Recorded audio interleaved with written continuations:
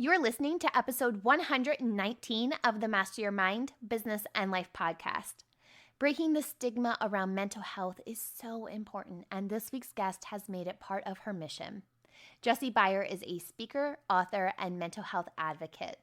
Jessi believes that discussions are the missing ingredient in removing the stigma around mental health. Because of this, she is on a mission to help those around her feel valid, heard, and appreciated in their mental health struggles, and know that they are not alone. Before we meet Jessi, I had an audience member leave feedback that I wanted to highlight and touch on. It was through a review on Apple Podcasts about my intro music being too loud when listening with earbuds. Thank you for bringing that to my attention. I am so serious. I adjusted the audio. I really hope it helps. I don't listen to the podcast and playback with my earbuds in. Maybe I should, but I had no idea it was too loud. So I really thank you for bringing that to my attention. If it is still too loud, hit me up on social media. Let me know. I will adjust it again. I love constructive feedback. I'm always looking to grow. Please reach out to me if you have something that you think will enhance the show and enhance your listening experience. Okay, now that we've touched on that, I think it's time that you meet Jessi. You know what to do. Tune in, turn it up, let's go. You're listening to Master Your Mind, Business and Life. Conversations with everyday world shifters, truth seekers, and rule breakers. Here's your host, Lauren Smith. Hey everyone, it's Lauren Smith. Welcome back to another episode. Today's guest is Jessi Beyer. Jessi is a speaker, author, and mental health advocate on a mission to help those around her feel valid, heard, and appreciated in their mental health struggles and design lives that they love waking up to. Hey Jessi, welcome to the show. Thanks for joining me today. Hey, thanks for having me. I'm so excited to be here. You know, I just have to give you a quick shout out for being flexible and full of grace. I had to reschedule our original conversation a little last minute while I worked out more of a solid distance learning schedule with my kids. So again, thank you. No worries. I mean, my mom's a teacher, and so I've seen her adjust and her family's adjust to online learning, so I totally understand. Oh man, so you are like, you're seeing it and she's experiencing it. I can't even imagine the other end. I am like, man, teachers, you guys make the world go round. It's pretty good for her because she's already set up on Google Classroom, so she knows how to use that, but it's definitely been like, Jessi, how do I upload a YouTube video? How do I do this? How do I do that? So it's been a ride for sure. I love it. Well, before I hit you with all of my many questions, I'd love to just learn more about your journey and what drove you to speaking and choosing mental health as your focus. Yeah, absolutely. So just kind of a one-line bio here. I'm a speaker, author, and mental health advocate. And my journey with mental health really started when I was in high school and was really struggling with my mental health. I mean, I was depressed, I was self-harming, I was really struggling with food in my body and things like that. And I was also in a really codependent relationship with someone else who was also struggling with his mental health. Now, this relationship ended with his suicide attempt and my prevention of it, but that whole time was just very traumatic, very emotional, obviously a very difficult time in my life. As I started to heal from that and learn from that and grow from that, I realized how many other people were struggling. I mean, when you're in the trenches, you're in your own trenches, but when you're able to get up and look in, you're like, whoa, everyone is struggling with this on some level. And I saw the impact that conversations could have. Just me sitting there and saying, hey, I've been through this. I'm okay to talk about it, and I'm here if you need me. That could make such a profound difference on someone else's life and their perception of their own story. And that really drove me to be like, okay, well, I'm a good writer. I can write about stuff like this, and I can have conversations about this. And then that turned into, bigger and bigger presentations until I'm at the point where I am today, where I travel to colleges and different, like professional organizations and things like that to speak about mental health and share my story and just let people know that you're not broken, you're not weak because you struggled with your mental health, and it's okay to stand up and share your story and ask for help if that's something you need at this time. What a powerful narrative. I love that. I love that you're focused. And this is also so relevant, I feel like right now, because as we're in the midst of this pandemic, I think those who I would consider light workers and healers, we're being called to service. And I think many people are still trying to find their place of service, but really service can be as minimal as and as powerful, I think, as just supporting someone. What do you think the first steps are when it comes to supporting someone who is struggling with their mental health? Yeah, I mean, I totally agree. This a whole time of being in isolation and having a global pandemic happening is bringing up so many things for people, whether it's aggravating current mental illnesses or like triggering trauma flashbacks and things like that. So it's definitely crazy. But the first step is something that takes place before you actually support them, and that's building that foundation of trust. If I just meet someone on the street, I'm not going to walk up to them and spill my life story, right? There needs to be that foundation of trust there. And that is built way before that person even comes to you to ask for support. It's built in showing up on time. It's built in doing the dishes when you said you do the dishes. It's built in remembering their birthday, right? It's all these little things that as that person recognizes, hey, you've been there for the little things, you've built that foundation of trust. Now I feel comfortable opening up to you. That's really that first piece that a lot of people don't understand. They just want to dive right in and be like, I'm here, let me help you. And it's like, wait, we need to take a step back here. Right. Yeah, no, that makes so much sense. It makes so much sense. And sometimes I've noticed that when I'm on on an airplane, someone will just randomly start telling me so much about their life story. And then it's like, oh, is that a boundaries issue? Like where someone's like just almost like diarrhea mouth, and like, just like word vomiting like everything to you. And you're like, whoa, like that was heavy. That was a lot, because sometimes I feel like people can swing both ways, right? Like you may be able to just freely tell someone who doesn't know you versus telling someone who maybe you should be trusting. Does that make sense? Am I making sense? Yeah, no, you're totally making sense. It's really interesting because I feel like people in those positions where they just sit down with a stranger and just get everything out, they're not as much looking for support as they are to literally just get it out and have someone tell them that they're not crazy. Right? Yeah. I mean, thinking about your own experiences with those situations, I would guess that those people haven't then been like, can you help me? Can you be my long-term support system? Can you do this? It's more about just getting that out of their head Yeah, into you're a right. conversation with someone. Whether that's a smart idea or not, I feel like that's more of what they're going for in those situations. Yeah, versus like support of like true needing you to like be there for them and like help them within this journey. Right. And I mean, you as the recipient of that word vomit could definitely handle that improperly and hurt them and cause more damage. But again, I don't think it's something where they're looking for some sort of long-term support, ongoing, they can call you when they need to sort of thing. It just seems like it's that one time, got to get it out sort of thing. Okay, so building trust is always the best foundation. Then what do we kind of move into? That's when people in their best interests tend to step over the line. They will try to really force support on the person. They'll try to dig their story out of the person. They'll try to be like, hey, I know this great meditation technique that you should try, or you need to go do this, that, and the other thing. And they're just trying to fix the person. The best approach to supporting someone is this process called holding the space. And basically what it means is that you are there for them, right? You're not trying to fix them. You're not judging them. You're not trying to force them to talk or force them to go to therapy. You are just accepting them and loving them exactly as they are. Now, I was speaking with a therapist to interview for the book that I wrote, and she told me a great story that really just illustrates this concept of holding the space. She was working with a young client. She's an equine assisted therapist, so they were on a farm, which will mean something when I tell you about the dumpster, but they were on a farm, and they were playing hide and go seek as part of the therapy. And this girl was like, hey, Sally's the therapist. She's like, hey, Sally, let's go hide in the dumpster. And so Sally's like, okay, whatever. And they climb in the dumpster. And of course, it's dark and it's smelly and there's something dripping over your left shoulder. And it's just not a good place, right? And this girl looks at Sally and she says, hey, Sal, this is kind of like life, isn't it? And that just smacked Sally in the face with the subtlety of a 2x4, because that was that girl's life. She was struggling with PTSD, and that was her life. It was dark, it was smelly, and she couldn't just get out whenever she wanted to. Right. Sally, on the other hand, she could have gotten out whenever she wanted. That dumpster was not her life, right? But she chose to sit there in that darkness and in that discomfort with this girl and just say, I'm here. I hear you and I'm here for you, and just be there with her. And that's really what holding the space is all about. Whoa, what a story. Dang.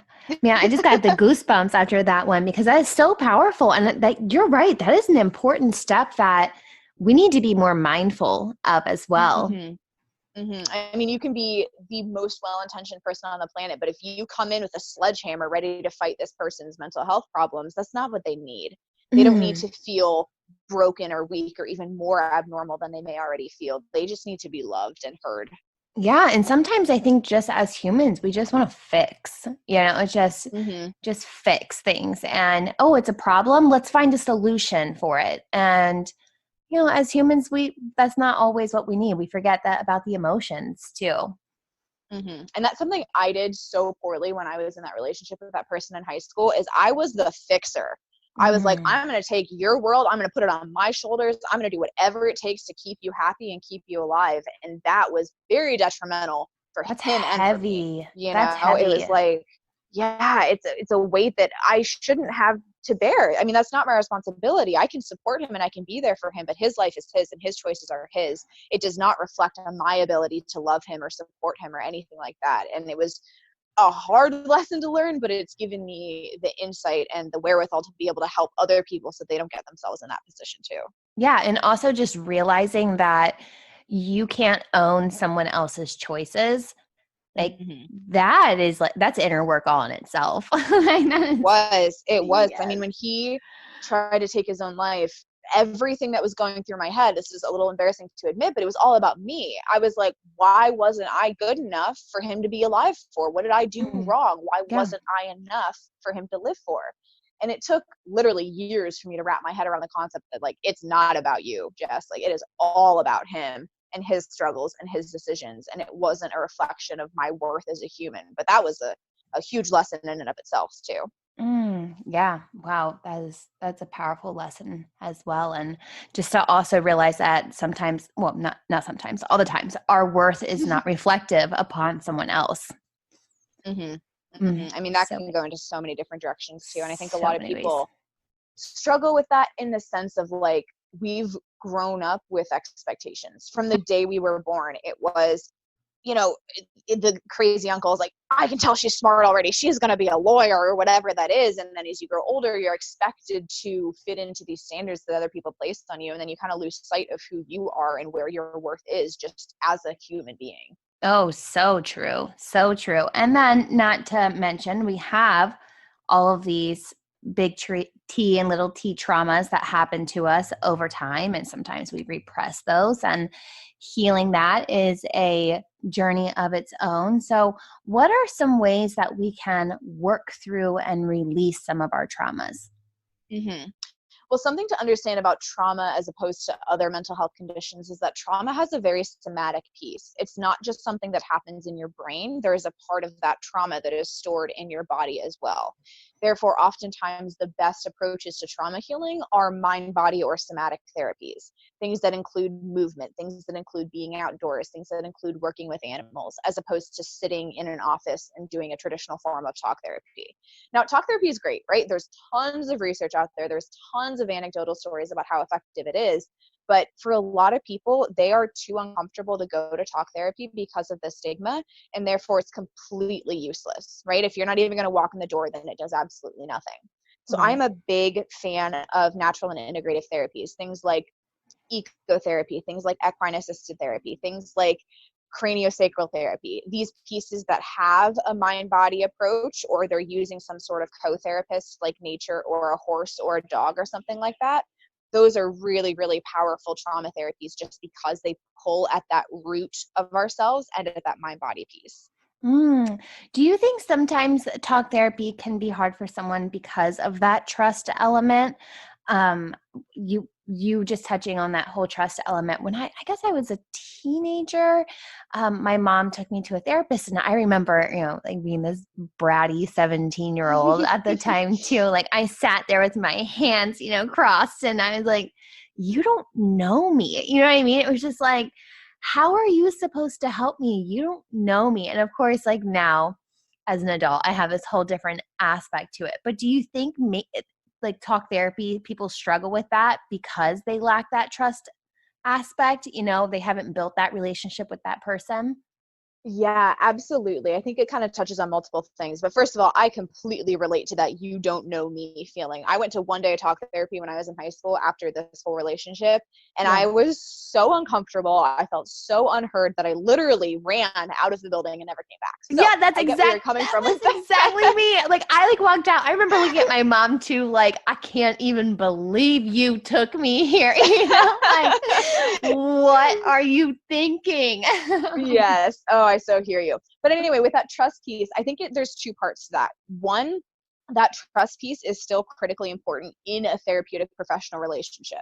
And there's something that's actually called the therapeutic relationship. And it's basically the concept that trust between you and your therapist is built over time.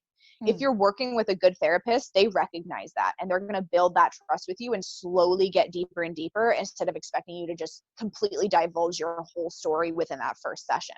So that Right. trust is definitely important. I think the second piece of that, though, is that people think that you have to go into that first session and just bear it all. That's not true if you're working with a good therapist. So, yes, some of it is definitely that trust piece that people are uncomfortable with. But I think it's also a little bit of a misconception about what happens and how quickly things happen in therapy as well. So true. Yeah, because I feel like when I walked in, my perception was, I'm carrying some like really heavy things right now, and now I have to unload it on you. Like, there's too much backstory. You know what I mean? So that Yeah. makes sense too. But that, of course, that was my perception, and your perception is your reality. Absolutely. It was funny. There's a difference in therapy as well. Some therapists are diagnostic and some are non-diagnostic. So sometimes you'll get a diagnosis of a psychiatric disorder and sometimes that's not important to the therapist, so they won't give you one. But Mhm. my therapy session that I went to in high school, I was in there for maybe 45 minutes. And at the end of the session, she literally looked at me and she's like, well, because I was 17 too. Oh, Um, of she course. was like, Right. yeah, I know, perfect, right? She's like, well, you didn't say anything that we need to tell your mom about. Slap me with a diagnosis and was like, great, I'll see you next week. And I was like, what? You don't Oh know gosh. me. Like, I Yeah. told you some of my story. I didn't trust you enough to tell you all of it. And you think that after 45 minutes, you can just slap me with a diagnosis and walk me out the door? I was like, absolutely not. I'm not okay with this. So, yeah, there's definitely that trust piece. And I hear where you're coming from with some of that Oh, discomfort with talk therapy. yeah, so interesting. I love that you just touched on like movement as well as being so therapeutic. We forget to move our bodies. It's really interesting because some of those natural and integrative therapies, there's not any evidence to back this up, but this is just what I and some other therapists think about, that they tie into our very primal beings, the primal parts of ourselves when we move, when we're outdoors, when we're working with animals. That really Mm. connects to kind of that ancestral piece of ourselves. And trauma does that too, because trauma is so primal. It is such an animalistic response. And so there's some kind of unofficial theories out there that that's why some of those therapies where you're moving and with nature and animals and things like that are oftentimes more effective than being in a very cognitive environment and sitting and talking about it, if that makes sense. Yeah, it makes so much sense. It makes so much sense. I love it. Well, let's pivot just a little bit. I know right now we have so many people at home and they could be getting this realization about their life and maybe it doesn't look the way they want it to. And they're kind of having that, oh shit moment that they need to make a change in their career or their focus. How can we really help someone do this and really figure out what their big why is? hmm The biggest thing that I would tell someone who's kind of feeling those discomfort ideas of like, oh, I don't know if this is where I'm supposed to be, what I would really encourage them to do is sit down and write their own dictionary. And what I mean by that is that we are always told to chase happiness, to find love, to build towards a successful career, but no one ever asks us what those words mean to us. No one ever Mm. asks what happiness and success and love and fulfillment and adventure and peace and whatever, no one asks us what those words mean to us. And within those definitions lie our true passions and our purpose and our reason for being here. So I would really encourage someone to sit down and just spend some time, meditate or journal or whatever that looks like for you, but spend some time figuring out what that means. What does that actually look like for you? And from there, then you can start to make decisions about where you want to go. As far as your why, there's a couple key pieces in there. Most people look at the first level and they're like, okay, I want to run a marathon because I want the shiny medal at the end. Done. Right. Okay, That's cool, but you're missing two pieces there. The first piece is that, is your why internal or external? If it's an internal why, it's something that you're doing for yourself. It's something that gives you some sort of satisfaction, helps you achieve some goal, whatever that is. If it's an external why, you're doing it so that someone else will think a certain way about you. So I want to lose weight because I want my partner to think I'm more attractive, for example. The problem with external whys is that you're going to put in all this work. Maybe you're going to change your life in the way that you want to, but there is no guarantee that your partner is going to think you're any more attractive at a different weight. You cannot change the opinions of other people by changing your own life. And so those whys are going to fall flat when you really need them to. This third and final piece of the why is that you need to tie it into something deeper. Sure, running a marathon for a shiny medal is cool. I love shiny medals. I'm staring at a shiny medal right now. But there needs to be some sort of emotional tie. Running a marathon for confidence and for the ability to know that you can do hard things and for strength, that is so much more motivating than just that surface level materialistic shiny medal. So to recap, if you can figure out why you want something, if you can verify that it is internal instead of external, and if you can tie it into a deeper emotion or passion or feeling, that's going to be your strongest why. And I guess attaching that to that feeling, it almost goes as the same thing as manifesting, right? Like it's like you have to have that deeper connection with it to really even want it, It's like you can say you want something, but if you're not like feeling the emotion behind really wanting it, is it really going to transpire? That's a great question. And it's so funny you bring up manifestation because that's something that I've been learning more about over the past couple months. And I will be the first to admit I was the biggest skeptic when I first heard about it. I'm like, witches belong in fairy tale books. Magic doesn't exist. Like, this is not happening. And the more that I learn about it, it's like, oh, okay, this is making some sense here. I'm kind of seeing how this pieces together. And you find little bits of proof here and there, and you start to just feel happier and feel lighter and start to integrate some of these concepts into your life. And it's really powerful, but I will in no way claim to be an expert on any of that. That's something I'm enjoying learning more about. Yeah, it sounds like it. I know you have a new book coming out, right?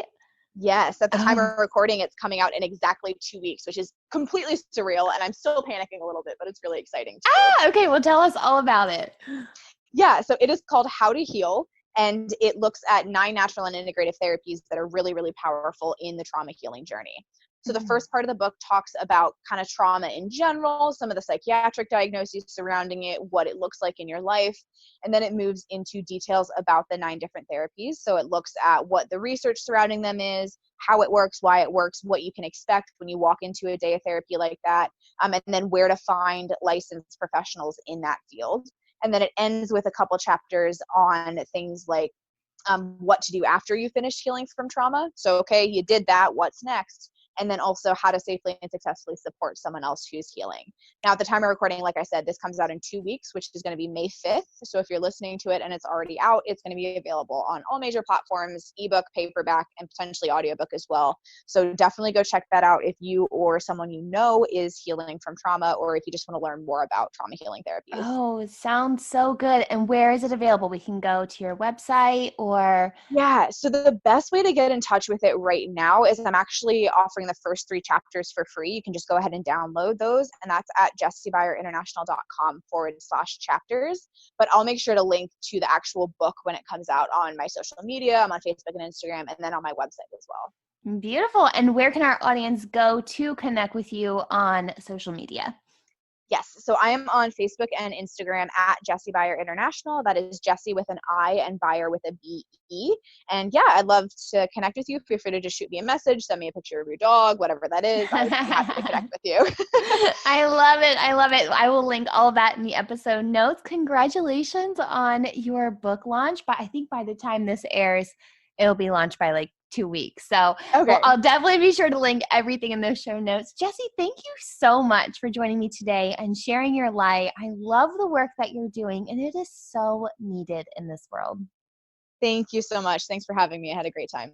Of course, Jessi's book launched about 2 weeks ago, and I've linked it as well as her social media channels on this week's episode notes found on mindbizlife.com.